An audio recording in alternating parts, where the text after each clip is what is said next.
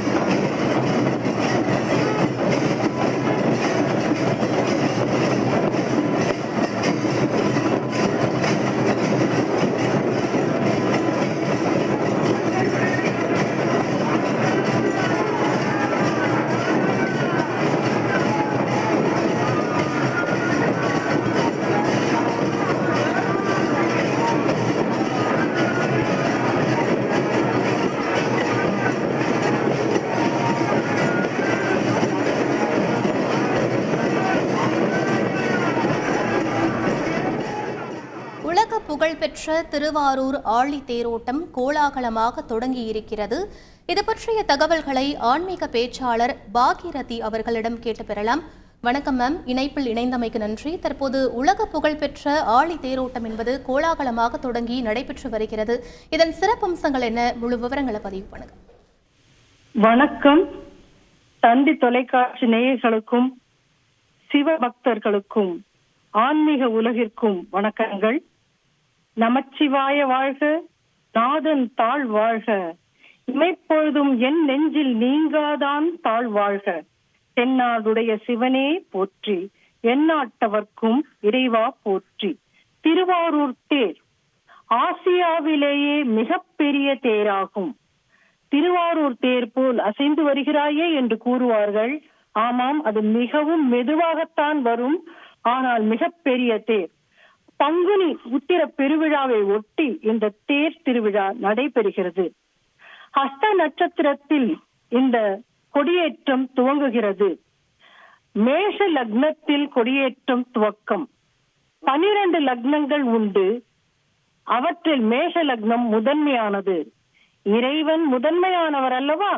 அதனால் அந்த கொடியேற்றமும் முதன்மையான லக்னமாக விளங்குகின்ற மேஷ லக்னத்தில் துவங்குகிறது. ஆயில்யம் நட்சத்திரம் நடக்கும் நாளில் இந்த தேரோட்டமானது நிகழ்கிறது. இன்று குருவாரமாகவும் திகழ்கிறது. இறைவனே நமக்கு குரு. ஆம், ஆதி குருவாக ஈசன் விளங்குகின்றான். தட்சிணாமூர்த்தி ஸ்வரூபமும் அவனே. குரு பிரம்மா, குரு விஷ்ணு, குருதேவோ மகேஸ்வரக, குரு சாக்ஷாத் பரபிரம்மா என்று குறிப்பிடுகிறார்கள். குருதேவோ மகேஸ்வரக. ஆமாம், மகேஸ்வரன் தான் நமக்கு ஆதி குரு.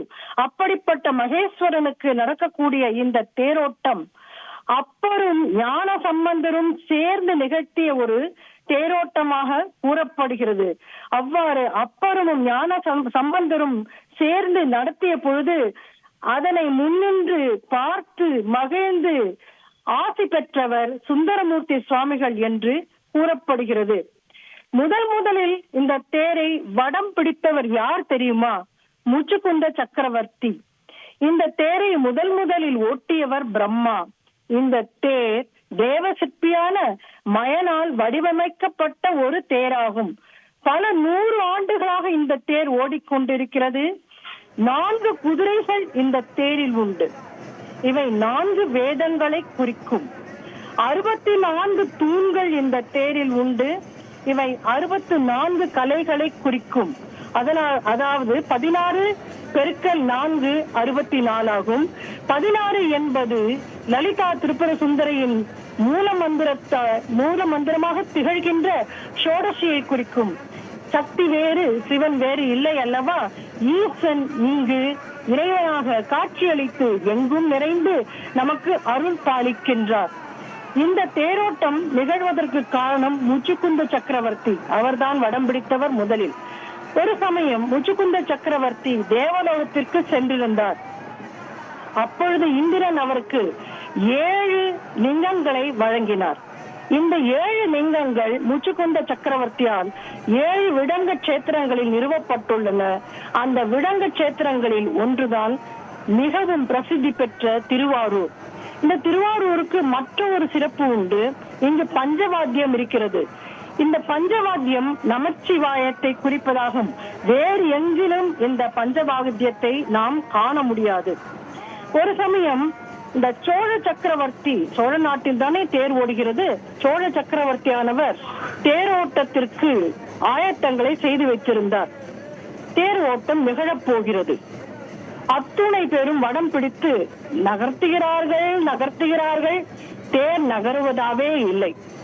உடனே சோழ சக்கரவர்த்தியானவர் இறைவனிடம் சென்று, இறைவா, ஏன் இப்படி நிகழ்கிறது என்று பிரார்த்தித்தார்.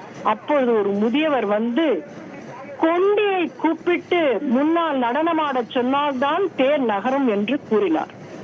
இந்த கொண்டியானவள் இறை பக்தி மிகுந்தவள், இறைவனுக்கு சேவை செய்து கொண்டிருந்த ஒரு தேவரடியார். சம்பந்தமே இல்லாமல் ஒரு நாள் அவள் கோவிலிலிருந்து அனுப்பப்பட்டாள். மிகுந்த வருத்தத்துடன் வீட்டிற்கு சென்றவள் பல நாள் இறைவனையே நினைத்துக் கொண்டு உணவருந்தாமலும் இருந்தாள். அப்படிப்பட்ட கொண்டியை கூப்பிட்டு வர சொல்லி முதியவர் வந்தது இறைவன் அல்லவா?